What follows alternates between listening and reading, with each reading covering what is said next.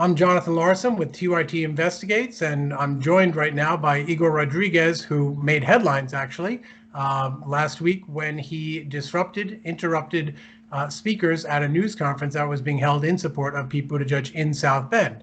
And Igor is a member of Black Lives Matter South Bend, and there was a lot of speculation about who he was and why he did what he did. And so I wanted to speak to him myself and let Igor speak for himself. Igor, thanks for joining me. My pleasure. Thanks for having me. Yeah, sure. And just so people know, you and I casually kind of know each other. We had drinks when I was in South Bend over the summer. We weren't, I wasn't quoting you on the record. I was meeting with some Black Lives Matter South Bend people, and you were with them. Is that roughly, that's my recollection anyway. Yeah, I remember meeting you and chatting briefly. That's pretty much it. Yeah, exactly. And now here you are. So if people didn't see the video, and a lot of people did, it was covered in a lot of the papers. Susan McBride, who's a Black woman, she's a member of the Common Council in South Bend. She was speaking. There were Black South Bend Matters, there were Black Lives Matters South Bend members in the back of the event. Mm-hmm. And you began to interrupt and to approach the podium. Can you sort of take it from there and tell me what happened? Sure. Yeah, it was Black Lives Matter South Bend and different organizations, not just Black Lives Matter South Bend, and then also local residents that were uncomfortable with what was going on. And I went to the front my objective was to document the speakers. And so what happens is that people in the back are making comments and they're interrupting, but the mics don't pick that up. And what's happening is that there's voices coming from the back. I'm hearing particularly women's voices. These are voices from people of color. And the things that they're saying, I understand, and I felt moved. And basically what I was doing there was just sort of repeating and magnifying and supporting the people that you can't hear on camera. And I felt moved. I knew that what these people were saying and the things that they were talking about were valid. And I felt moved. And at some point, the speaker sort of tried to push our issues aside. And it wasn't planned, but I just felt moved to say what I had to say and what is on the minds of a lot of people here in South Bend. We're really tired of hearing about Pete Buttigieg and leadership when there's all kinds of leadership that's happening in South Bend from Black residents, people of color, and this is, the action and what we did is about making that message. Why are we talking about Pete Buttigieg when there is police accountability crisis, when we have a non-responsive city government to the things that are being talked about by actual, let's say at the grassroots level, at the neighborhood level, myself, but also many people that went to the event thought that it was just something very dishonest, something that was geared towards creating a headline about actually Black communities in South Bend support Pete Buttigieg. And that's what I think was going to come out of that had we not interrupted. And now we can actually talk about, not me, not, anything other than the issues that are affecting South Bend and that we are working tirelessly to bring to people's attention. And I spoke earlier with Umoja from Black Lives Matter South Bend, who was there and is obviously a big part of your group. The press release that the organization sent out, she was the contact info for that. And she and I talked about some of the specific issues, and I do want to get into some of those specifically with you as well. One thing that drew a lot of attention was the notion that you were challenging the status as Black leaders of Sharon McBride, I guess Karen White, and others who were there. Sharon McBride and Karen White are literally Black women who were re-elected to office just last month. And people saw you asking, who are essentially challenging their status as Black leaders. And a lot of people assumed you were white. and they had a problem based on the dynamics of what appeared to be a white person challenging the status of Black leadership. Can you talk a little bit about the dynamics there? Sure. I guess I would say two things. My intent, and I think the other folks that were there supporting me and we were supporting each other, was not to challenge anybody personally, but to challenge the whole event, the way that it was communicated to the public, to challenge the way that it was organized so as to make these people the leaders and the only leaders. When in South Bend we have Black people, people of color, doing all kinds of very dedicated and very hard and challenging work. So you're suggesting that part of your intent, at least, was to, just so people know, the Buttigieg campaign actually sent out a press release announcing this event, and I guess you're suggesting that the tenor, the language of the original press release, sort of suggested that this event will represent the entirety of South Bend Black leadership, and it sounds like you're saying your intention, however it was carried out or not, your intention was to push back on the notion that they were the only Black leaders, I guess is the word you just used. Do I have that right? Oh, absolutely. I mean, if you look at the panel or the participants, there's one generation that seems to be, or everybody on that, and all the participants are coming from a participation. There was no young folks there. There was no young voices. And if you look at who were the demonstrators, those are the only people that you could say there's some diversity there in terms of different experiences. And I'm talking now about communities of color. The protesters there, there's, and not just the protesters there, but, there's organizations with leadership from people of color, African Americans, Hispanics, immigrants, talking about organizations that are very active: Bullets for Life, Food Not Bombs, Fix It Forward. We have local activists. Ellie Cantu is doing all kinds of work on the southeast side, working with youth, at-risk populations, cleaning up parks. There's a gentleman here is known as the Wolf, who's out there all the time just having conversations, getting information. So where are these people? There's absolutely no doubt that the people that were on that board do represent a type of leadership. But the idea that that's all of the type of African American leadership that South Bend has, that is a farce. And I'm sorry, go ahead. Oh, and the idea that, well, I think that's it. Yeah. So just so I'm clear, my understanding is it right to say that you identify as Latino? That I think so. Umoja might have told me, but I forget. You trace your ethnicity to 2 Latin American countries. Do I have that right? Yeah. My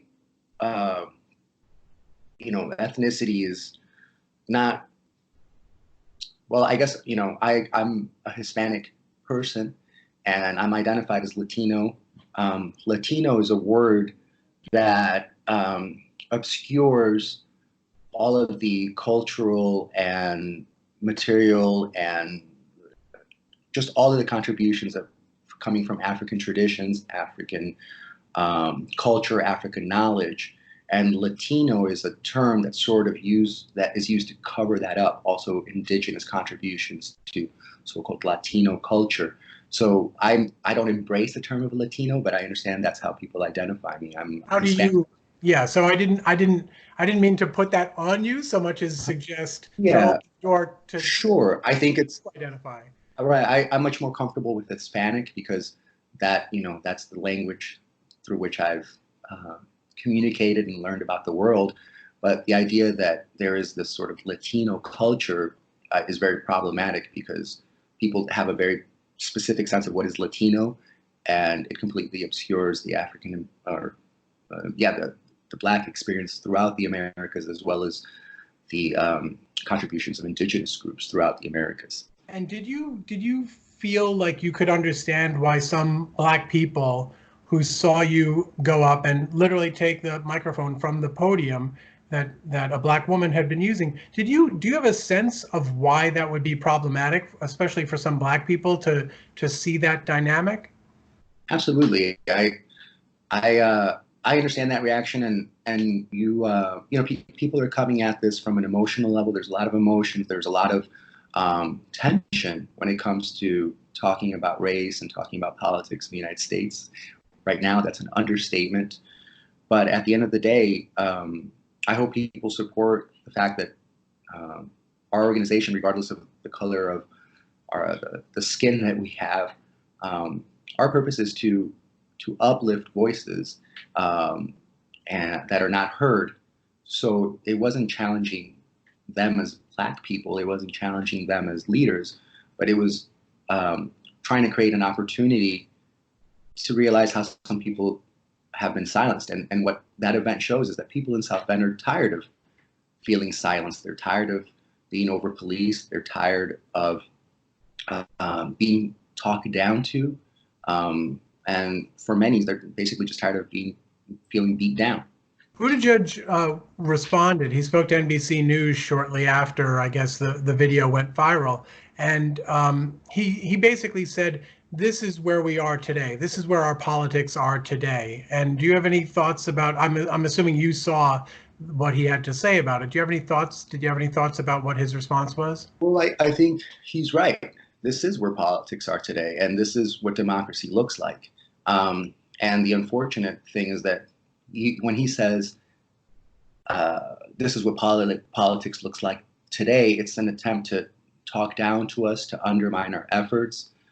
There's a whole litany of people saying, whiners, complainers, but really, this is where politics are today. We're not whining or complaining. We're raising real issues. So Pete Buttigieg, this is where politics are today in your city, and you're not here to engage it. So I don't really see what was productive about his comment, and I really don't think it's a very clear comment. I think Pete Buttigieg is very good at making statements that are very general and that sound very sort of wise and sageful.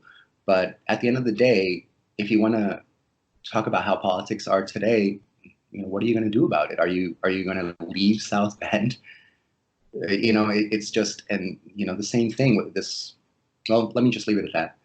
And one of his top campaign people tweeted out something essentially endorsing the notion that this was coming from Sanders supporters. I guess there was a picture of you with a Bernie Sanders sign that someone found. And so the event, the incident sort of came to be associated with the Sanders campaign and you specifically as a supporter. Mm-hmm. Can you talk about what role your Sanders support played, either officially from the campaign, if any, or just personally for you? To what extent were you there as a Sanders person? To what extent were you there as a Black Lives Matter person? Mm-hmm. I would say this is where, to talk condescendingly, this is where American politics are indeed, where a person that is wearing a Black Lives Matter T-shirt, a person who is trying to raise some issues about Black communities in South Bend, and then you have a Newsweek headline talking about alleged Bernie supporter does this. And what's going on there is people are looking for any excuse to dodge the issue. They don't want to talk about police violence. They don't want to talk about a crisis of accountability. And so it's very convenient to sidetrack the public. And that's what, outlets like, I just mentioned Newsweek or spokespeople like this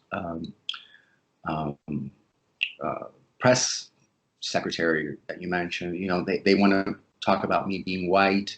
They're very comfortable putting out misinformation or putting out information that they could have easily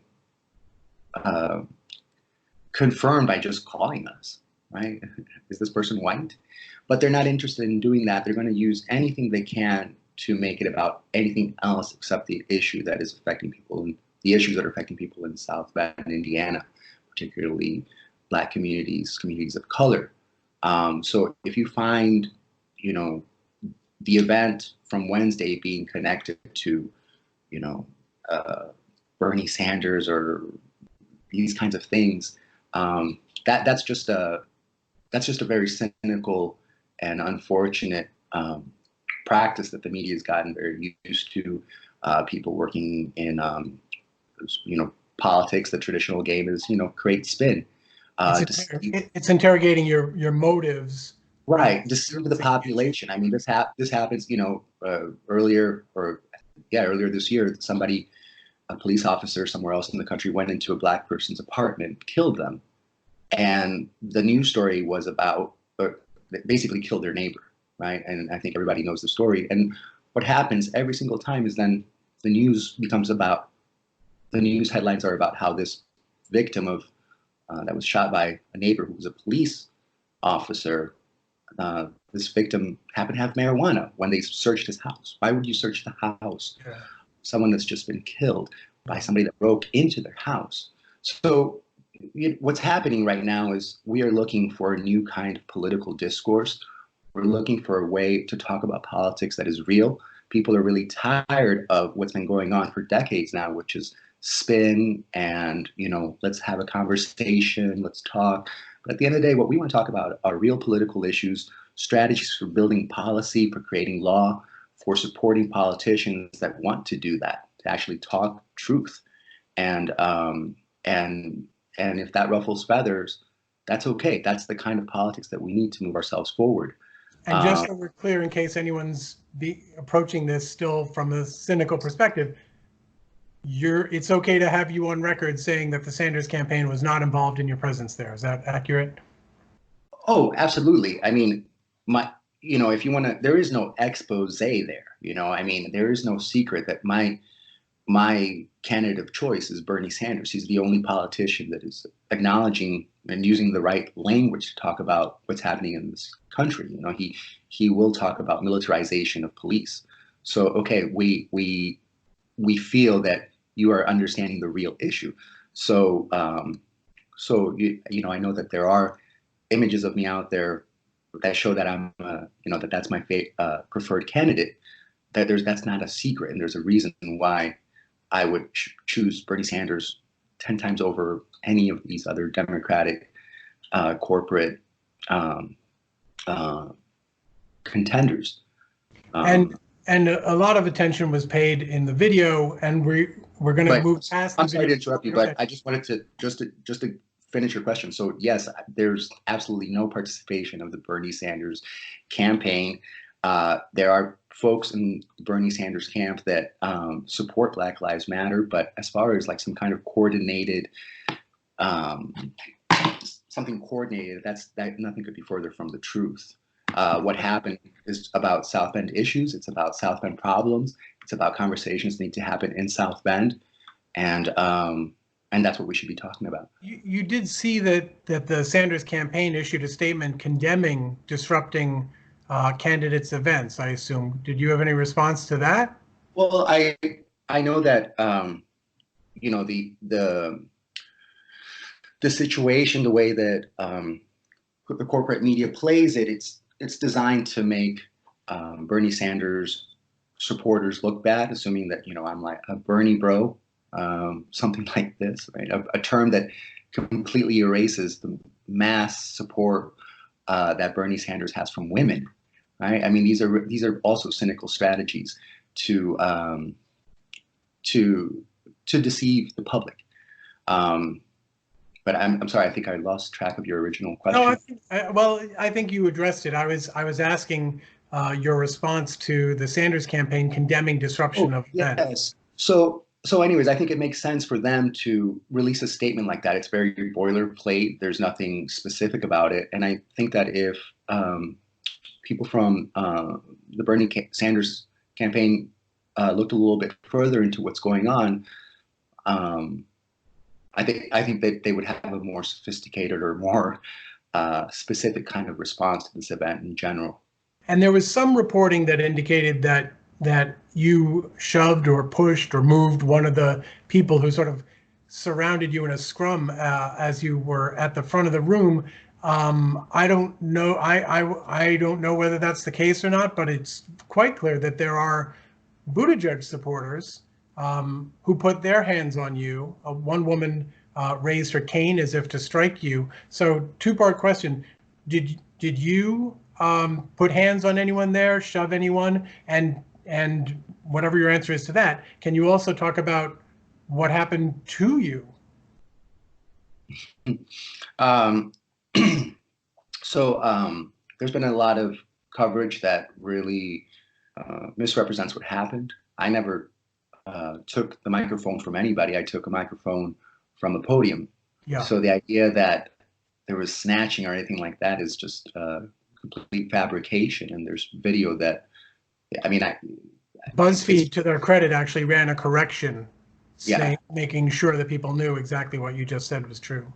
right. And I was, nobody was getting kicked out. I was not kicked out of the event. I left, you know. And there was a lot of attention paid to the fact that it was Eric Logan's brother, Therese, who sort of moved you out of there. And there was a lot of assumption that, look, even the brother of a guy who was killed by cops wanted Igor out of there. And I spoke to Tyree the following night, and he told me I was trying to protect Igor because all these people were putting their hands on him. Can you sort of confirm that that was what was at work? I mean, I felt very supported. I received a call from Therese the following day. We talked, and I thanked him because, I did put myself in a very tense situation, and I understand that people would react the way they did. I think that's understandable. But at the end of the day, the demonstrators were, their presence was just as large as any other presence there, and nothing was going to get out of hand. And Therese made sure that that was the case. And since that time, I think people that are aware of what's going on in South Bend, I've received just dozens and dozens of supportive and encouraging emails. People that know me know that I'm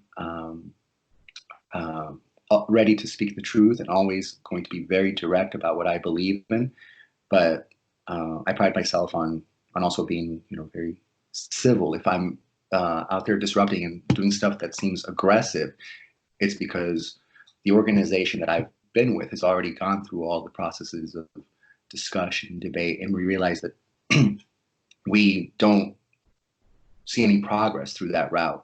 So there's other strategies that we can do, and maybe they make some people feel uncomfortable, but that's exactly what this country needs right now. And I'm going to pull off my long promised segue into the issues now here by talking about something that Umoja told me the other night, which was that the timing of when the sort of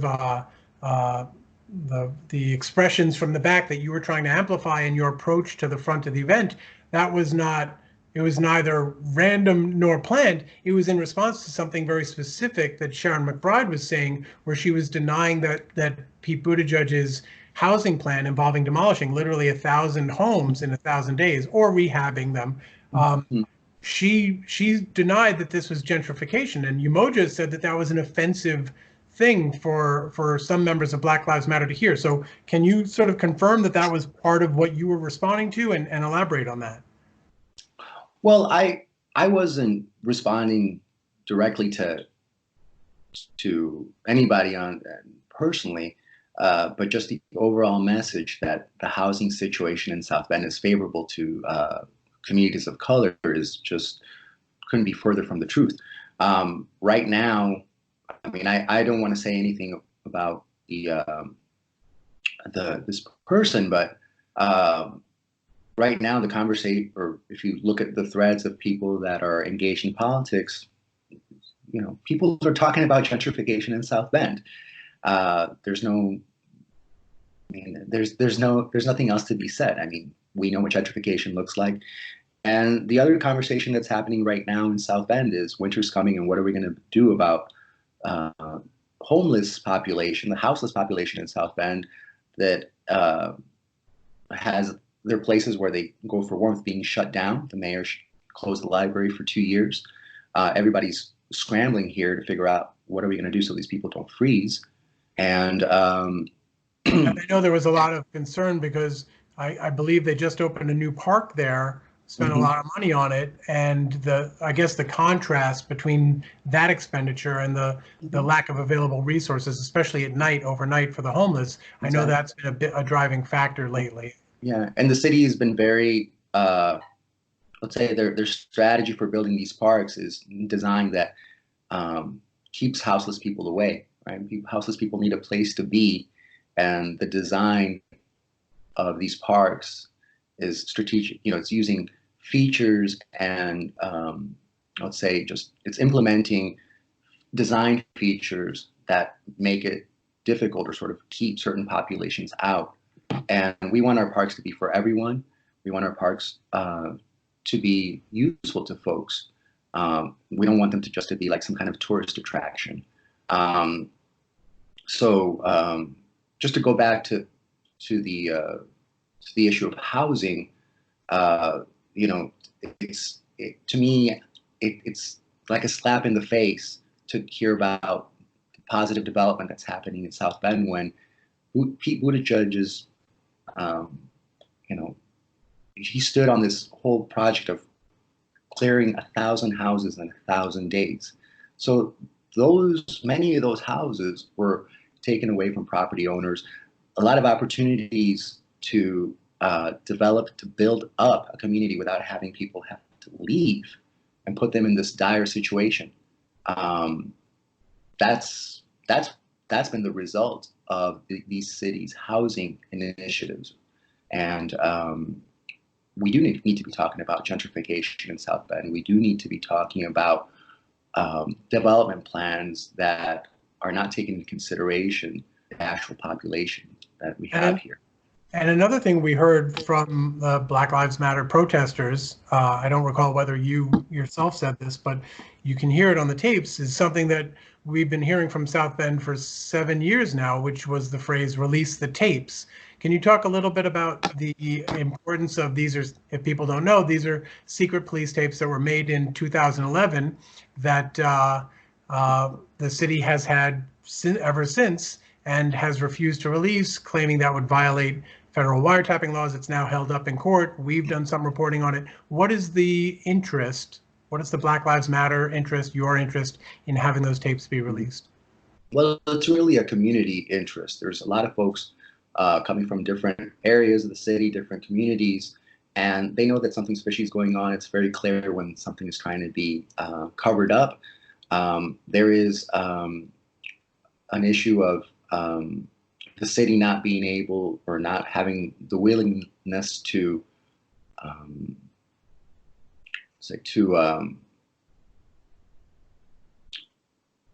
exercise their overview and to exercise their, what's the right word? Basically just to keep the police in line and make sure that they're doing a public service and not actually harassing and hurting the people in our city. And how do the tapes relate to that goal? Well, so there's a lot of questions that are being asked about what's the relationship between the city government and the police, because right now the idea is that it's just a rubber stamp. You know, you go to the public safety board meetings and it's basically just repeat and repeat. We accept this, we accept that. The police comes and puts something forward, we accept that. The police comes and says, we want to promote this person, we accept that. And just so people know, the Board of Public Safety has a large degree of oversight over the police and is entirely appointed by Buttigieg. That's exactly. Part of the dynamic. Exactly. So we don't see them moving forward and responding to the issues that the community members are bringing up. And we think that these tapes could give a lot of insight into why that is. Why is it that police are not accountable, are not held accountable? Why is there nothing in the books that when a police officer doesn't have his camera on and then shoots somebody, kills somebody, how is it that there's nothing in our code or our law of the city that actually makes that person have a consequence? And that's of course a reference to the shooting of Eric Logan by South Bend Police over the summer. The sergeant who shot him says that Logan attacked him with a knife, but O'Neill, the sergeant, never activated his body camera, so we don't know exactly what happened.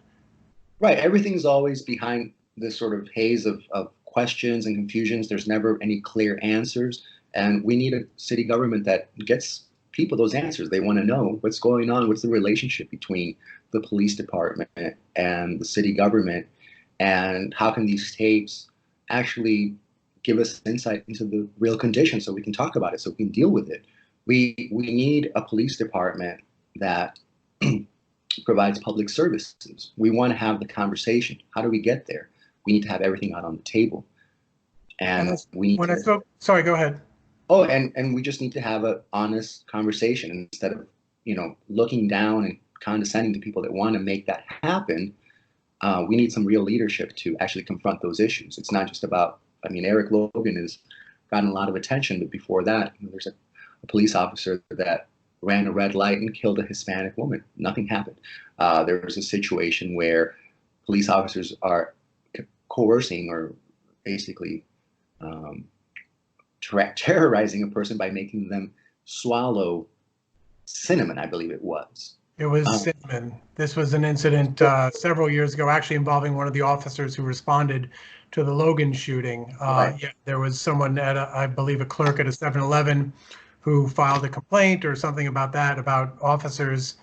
If I remember correctly, this clerk, who I believe, I hope I'm getting the language right, had some form of mental disability and reported, I guess, a drunk driver. The cops didn't want to respond to it. And so the clerk, if I remember correctly, again, filed a complaint. They went back and, I guess, tricked or somehow coerced this person into eating enough cinnamon. Right. It sounds weird and it sounds like a joke, but it was very serious medical issue that required, I guess, hours of treatment, and he sued, and there was, Right. Yeah. Things are not good here, and I don't want to. We could go into all these different instances, all these examples, but really, what it comes down to is that at the end of the year, we don't want to have sort of this list of weird, strange, confusing events. We don't want that type of dynamic in our city. We want police to know that they should be competent in the areas that they're supposed to be in, that they need to be respectful of the communities that they police, and that there is no room and there is no there will be no patience for misconduct. And when I spoke with Umoja, she to coin a phrase, she made clear that her focus was not all cops. She understands that it's not all cops, and that she says, look, if you have a problem with what I'm saying, then you might be one of those cops. Her point was that there are cops who do their best and who do report it. And one thing I discussed with her was the idea that we've seen in some of the reporting that's come out from us and from others, that there have been white cops who have been reluctant to come forward with information they had because they feared retaliation. So even potential allies, cops who want to do the right thing, they're experiencing or have experienced their own difficulties within this system. So I just want to sort of ask, do you share Umoja's position that are you talking about all cops, or are you talking about a subset of cops? How do you see it? Yeah, no, I think that a lot of people go into policing because they do want to help their communities and they want to make a positive impact. But this is where institutionalized racism comes in, and it's no secret that, as you said, not just in South Bend, or I don't know about South Bend, but all over the country, the police officers that want to improve their department feel like they can't do anything because of the culture of the police departments. If you have police departments that are incapable of hiring people of color, nobody wants to work with them. That lets you know that you're referring to the diversity rate at South Bend Police having gone down markedly under Buttigieg. And and not just in South Bend, but in our neighboring communities. So that's when we need to not be thinking about good cop, bad cop, but rather what's going on with this institution, what is its history, uh, who is it?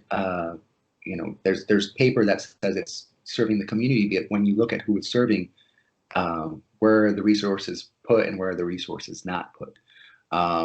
Throughout the United States, if you have an emergency in certain neighborhoods, you're going to have the EMTs, the emergency personnel, come out. In other neighborhoods, when you call for an emergency, it's the police that comes out. Yeah. So we need to be thinking about the police not just as good people or bad people. That's a very simplistic way of going at this.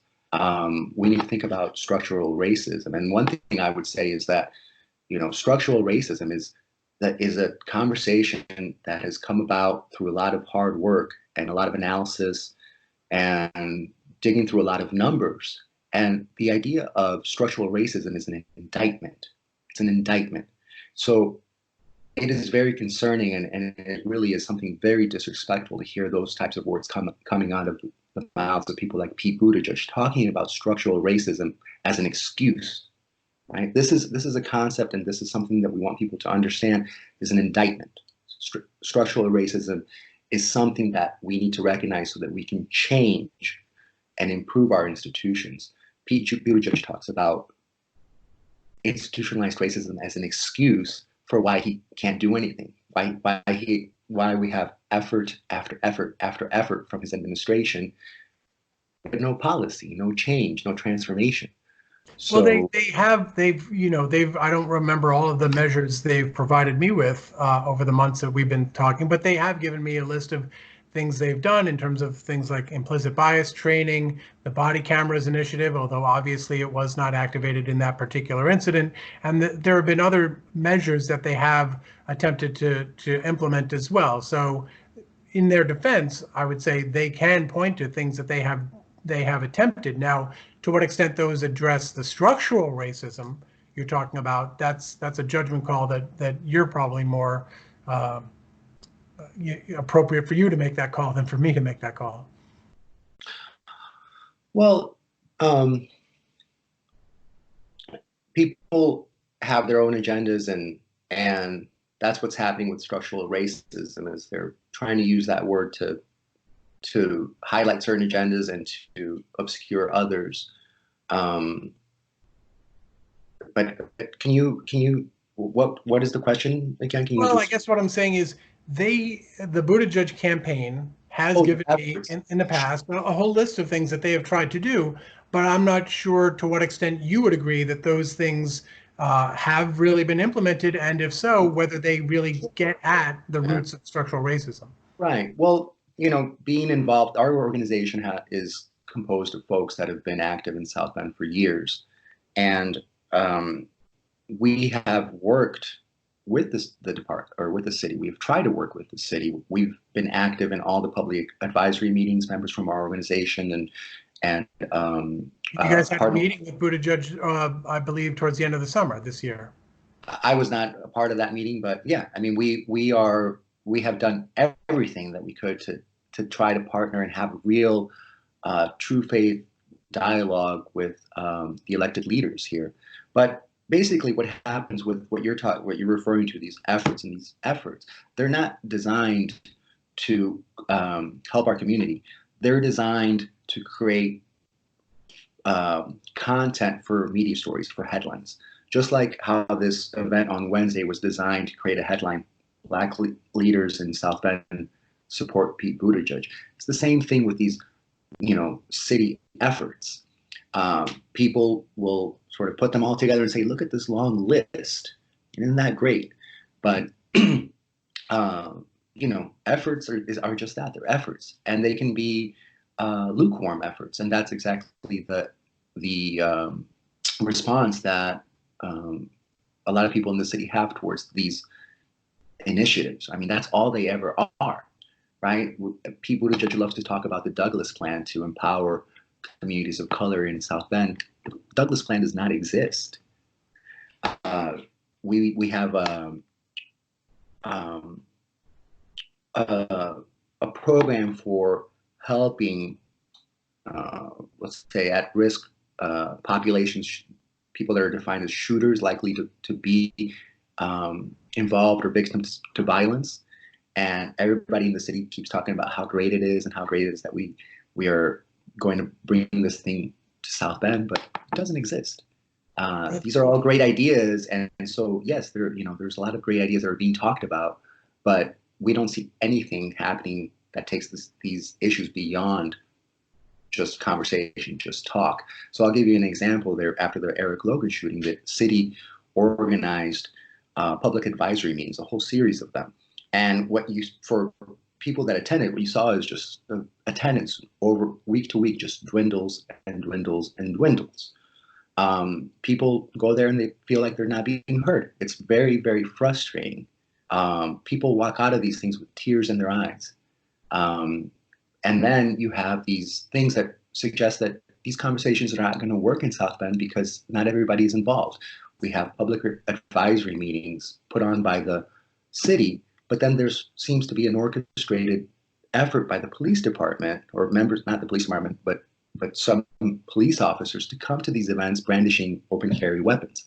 Now, there's nothing legal about that, but there is a lot of latitude in police officers having discretion of when that would be an inappropriate thing. You can carry a gun without showing it, making it public to a room full of people that are concerned about police violence, and that's some who have been traumatized by police violence in South Bend. So that's, for me, that's another example of a farce. You know, you can go to the South Bend Tribune and see how attendees to these events, they write about this. They put it on in the newspaper. Hey, people felt traumatized, felt intimidated. So what are these efforts really about if the city can't bring the police department in a sincere and authentic way to the table? So before I let you go, Igor, I wanted to make sure that you have the opportunity to give a full airing. I asked you what were some of the issues you wanted to draw attention to. I don't know whether we're not going to hit everything, obviously, but is there anything in particular that you want to make sure that we don't exclude before we wrap that you wanted to draw attention to Wednesday night at the news event? Oh, sure. Just that I hope that this leads to folks in our city engaging, coming out, supporting what we're trying to do, what other organizations are trying to do. We want to empower people in our community. We want to be a platform for others. We are just encouraged and we feel strengthened by what's happened since the event. So thank you for everybody that's gotten in touch. Thank you to everybody who's tried to clarify what's really going on. And we'll continue. What can people do if they do want to get in touch? Where can they find you? How do they get in touch? We have so much to do and we could use so much support. So we will be, we have things that you can contribute to our organization. You can donate by contacting us through our social media. What is your social media? How do they find you? Oh, you put me on the spot, but we're on Facebook, Black Lives Matter South Bend. We're on Twitter. We have a Gmail account. I don't know, can you put text on this? We can put it in the comments for sure. Yeah. And we have our partners at Notre Dame University. We're building a website, and we're hoping to serve as sort of a site for people to learn about what's going on in South Bend, to be able to read our statements, our objectives, and also where you can buy a T-shirt. And so we're looking to grow, and we need all the support we can get. We just want to make this. We just want to make our movement stronger. And one last thing before we wrap. You said to me before we started that you don't want this to be about you. You're hoping that the focus will shift from you to the actual issues that you're talking about.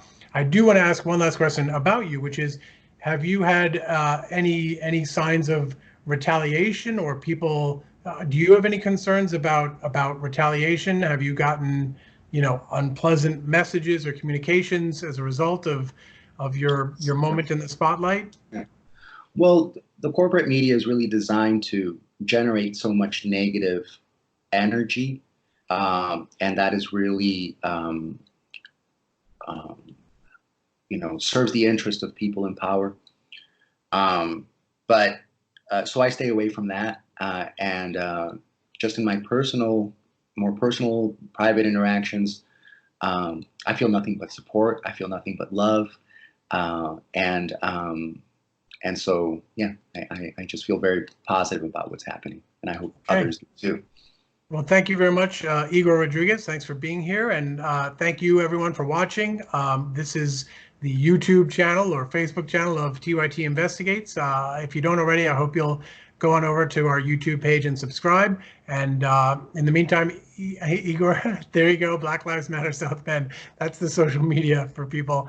And we'll put all the contact information in the contents for this video. And in the meantime, Igor, again, thank you so much. And everyone else, take care of each other, take care of yourselves. Bye now. And if I could just say, thank you for being the only media organization that's actually contacted us to actually hear the story. So thank you. Well, thank you very much for sharing it with me. Thanks, Igor. Bye now. Hey, bye now.